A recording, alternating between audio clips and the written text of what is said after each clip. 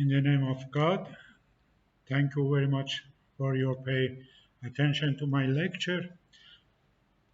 At the first time, I would like to appreciate from my respected colleagues in the Applied Zoological Society of the Pakistan and other respected colleagues for applying this fifth international conference on applied zoology 2022. The title of my lecture would be COVID-19, the past, present, and future. Let me introduce you my colleagues, Dr. Mohammad, Dr. Ahmadi, Dr. Yazan Pano, Mrs. Yusefian, and Mrs. Delawari, my colleagues for preparation of this lecture. At the first time, I would like to talk about the pandemic event in the world through the looking glass. The history of pandemics is thought to date back to the BC era. The definition of the pandemic is an outbreak of a disease that occurs over a wide geographical area, such as multiple countries or continents. Pandemic originate from a virus or bacterium and spread rapidly throughout the world. However, before a disease is declared a pandemic, scientists usually ask these three questions. 1. How far has it spread? 2. How many people has it affected? And 3. Is it a new disease?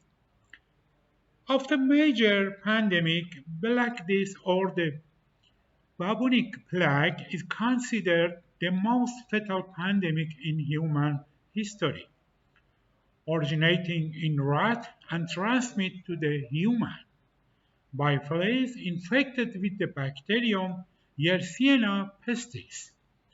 The bubonic plague led to about 200 million deaths.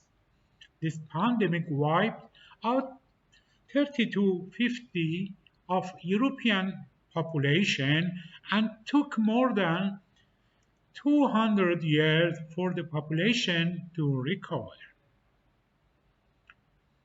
Another famous pandemic was smallpox, which resulted in approximately 56 million deaths. Smallpox was caused by the variola major virus. The first vaccine was developed to fight off smallpox, which you can read about it. Today, of course, we are facing a pandemic of our own, COVID-19. Also, we know that COVID-19 is caused by the coronavirus SARS-CoV-2. We still do not know where exactly this disease came from and how it spread to humans. This disease has already caused 1.8 million deaths, which will unfortunately continue to increase as battle this pandemic. The history of the pandemic would be very interesting according to the rate of the mortality, the rate of the morbidity, and as you see, we tried comparison the lot of pandemic in the world. It would be started from the, for example, like this bubonic plague and other pandemic disease, yellow fever, Spanish flu, Russian flu, and other pandemic disease. And as you see, MERS, SARS, Ebola, and swine flu would be a famous pandemic in the world. The death toll is very important parameter for comparison the pandemic between them. For example, like this bubonic plague would be more than 200 million mortality.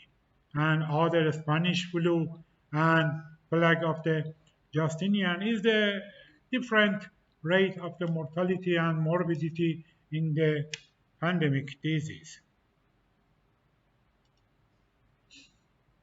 And as you see, HIV and other Russian flu, Hong Kong flu, and Ebola, MERS, and SARS. You can comparison between them. So what is a virus? Since COVID-19 comes from the virus, we must not forget what viruses are and what they can do.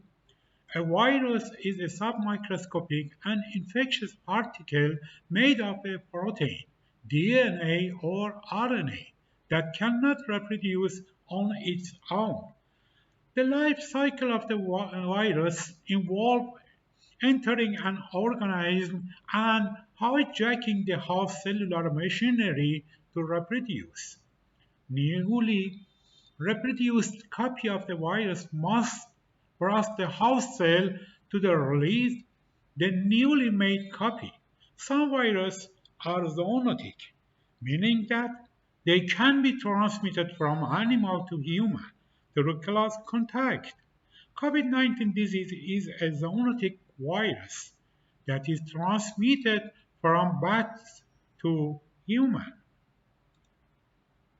COVID-19 virus has some relative. SARS-CoV-2 is just one member of the coronavirus family, which also includes the MERS-CoV and SARS disease.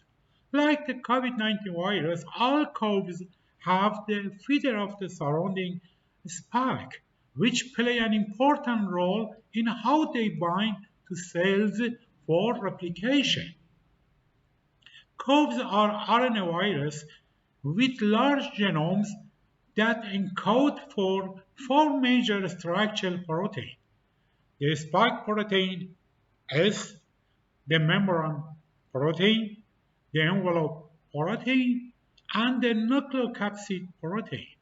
One way by which this family of virus differs is by their receptor binding domain.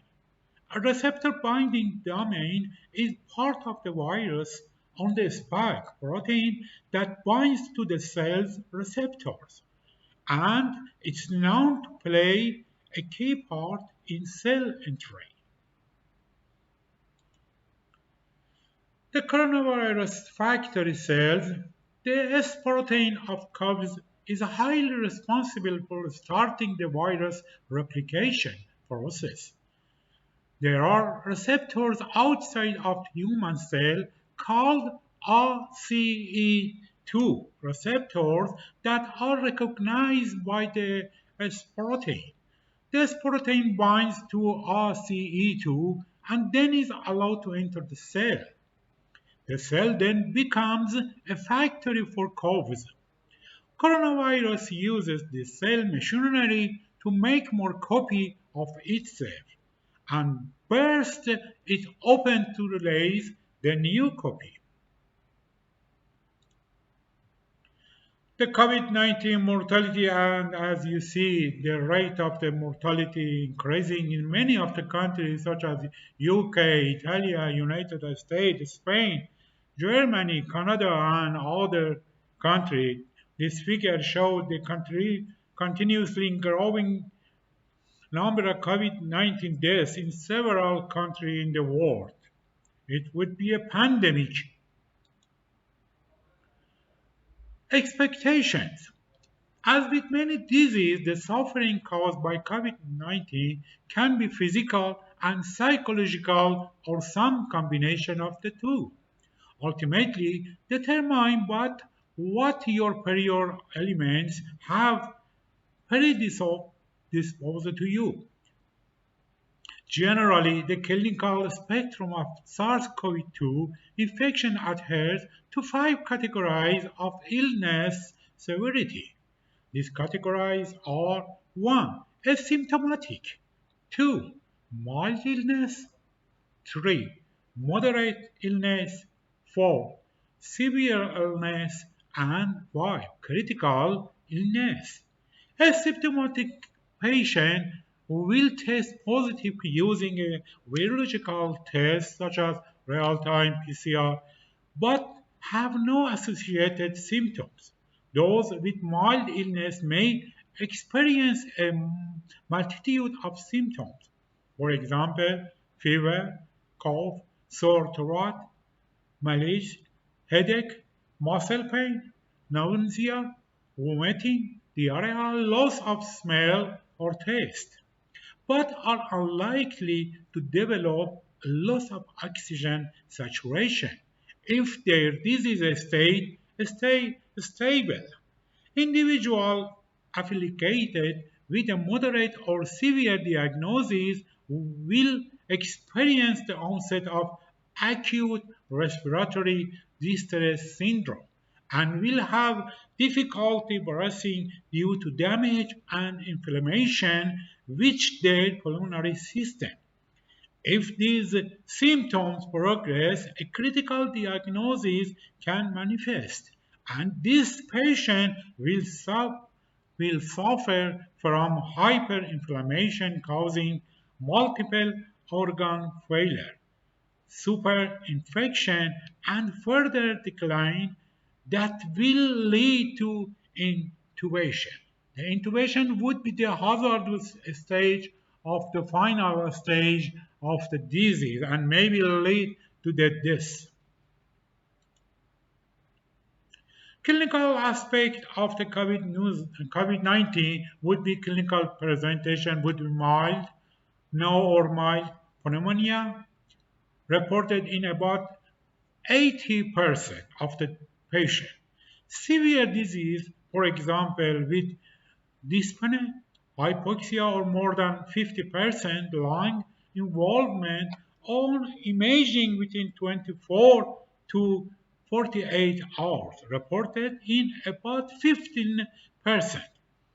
And critical disease, for example, with respiratory failure, shock, or multi organ dysfunction, reported in 5%. This complication mainly in elderly and those with other health problems. This matter is very important. Just 5% would be critical stage of the disease. Exacerbation, comorbidity like obesity and heart disease increase a person's risk of developing severe COVID-19 as well as complications that come with it. As COVID-19 has now spread or overtake both heart disease and cancer as the leading cause of the death in America.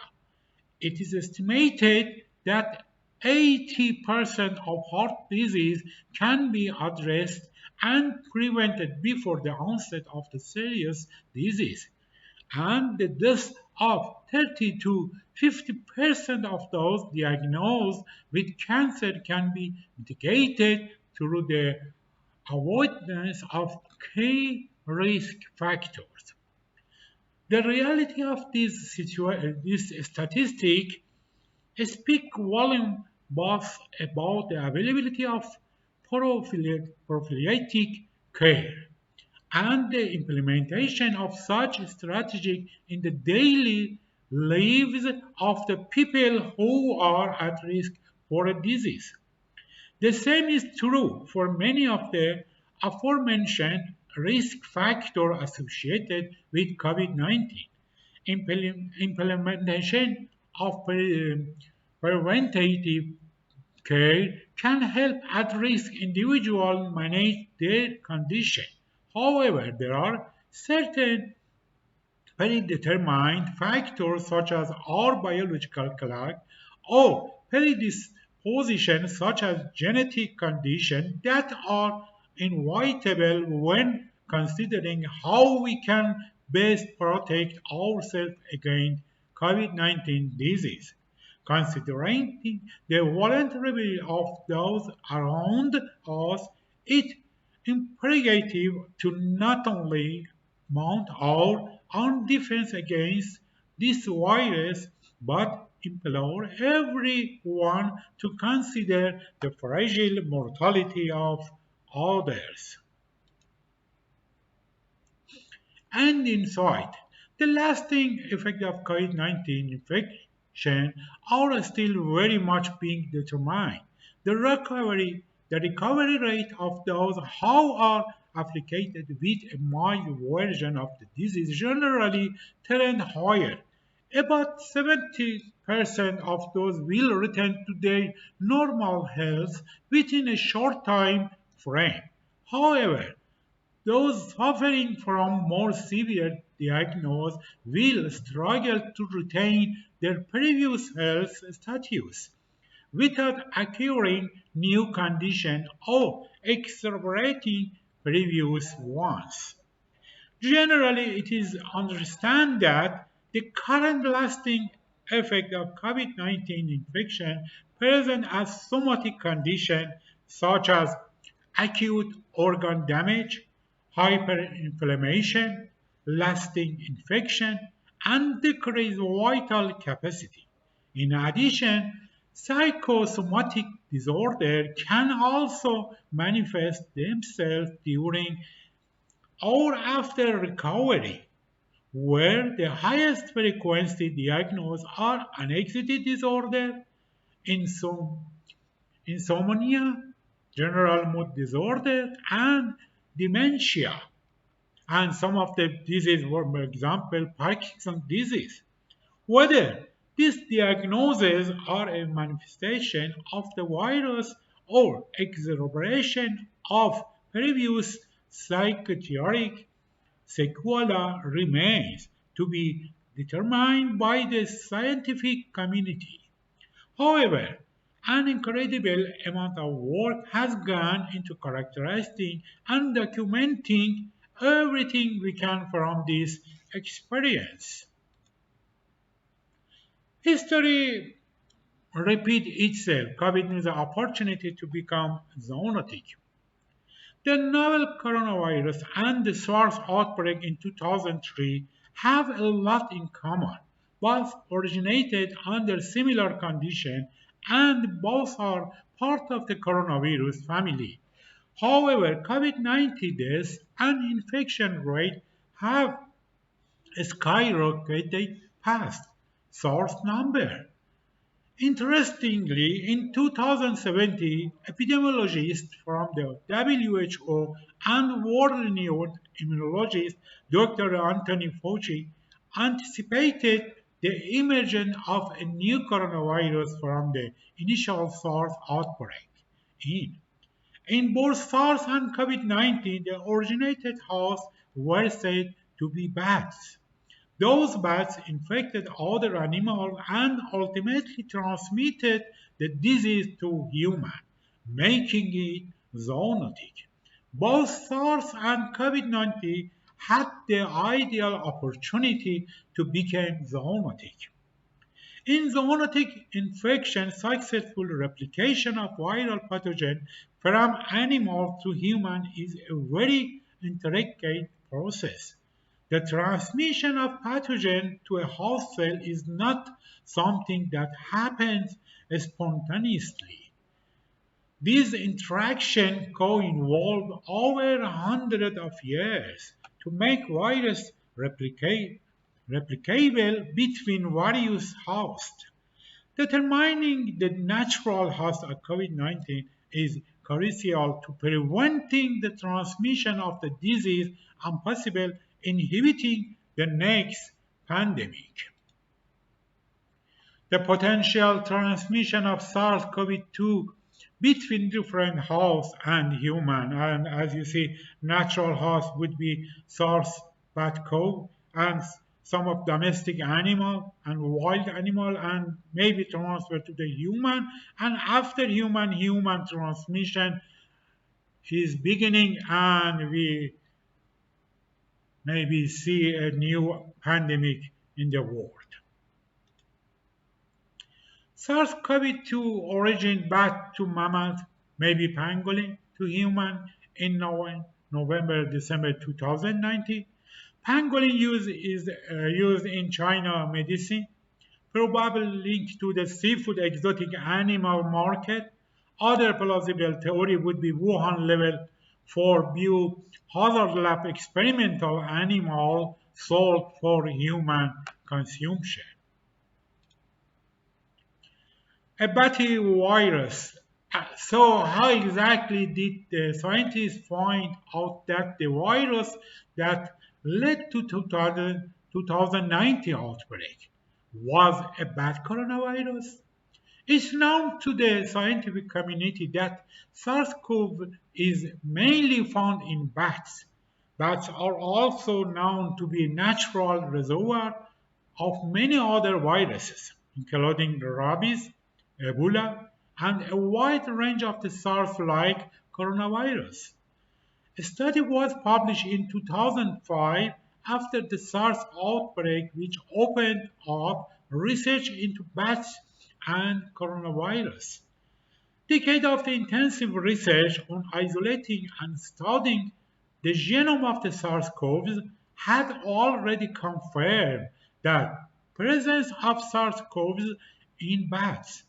So, with this previous discovery of bat SARS, relays, coronavirus, and comparative genome study, scientists were quickly able to confirm that the novel virus was not a lab manipulated virus. In fact, phylogenetic tree analysis, which is used by scientists to study the evolutionary history and origin of the different viruses, confirmed that the novel virus was 96% similar to a bat coronavirus at the whole genome level. How did the virus to jump from bats to humans? Scientists are trying to figure out how this virus jumped from bats to humans. A strong possibility is what's called recombination, or when genetic information is exchanged between two similar or identical molecules of the virus genome. They predicted that there could possibly be a recombination even between the bat coronavirus and another coronavirus. In a study done in Beijing, researchers analyzed near of the 272 genomic sequences of the coronavirus from different geographical locations. They found that the pattern of the genes utilized by SARS-CoV-2, also known as codon usage pattern, resembled that of snake from China. This was interesting to learn because snakes were also sold at Yunnan market, while the natural reservoir of the virus is confirmed be bats.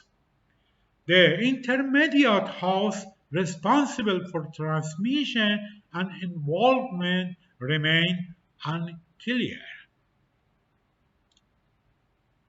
Thinking ahead, with the average development time for vaccine being 10 to 15 years, and with the previous quickest development time being 4 years for the mump vaccine, it was within reason to question the proposed development timeline of the COVID-19 vaccine.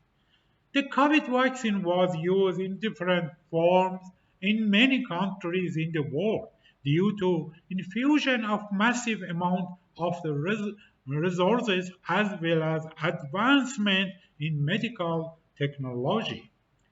Also bearing in mind that mumps vaccine started being developed in 1967, the technological and medical progress accomplished up to the year 2020 played a tremendous role in the vaccine development, with the depth of the analysis performed on topics such as mRNA, along with the research that was conducted on SARS-CoV and MERS-CoV, it makes more sense as to how the vaccine was developed so quickly. Conclusion: with everything considered, our fight against all pandemics that have come in the past, are occurring in the present, or will come to pass in the future, will be long and arduous process. Through scientific literacy and the development of revolutionary technology, our fight against disease can distill down into the choices we make. Choosing to advocate for the vaccine, making the decision to explain why treatments are effective, and calmly picking apart the apprehensiveness that manifests from the unknown can be our greatest strength as we face the fever evolving threat to human. Never ever give up. The virus would be a part of our living, and we should living with the virus. Let me appreciate you again. Thank you very much for your attention for this lecture.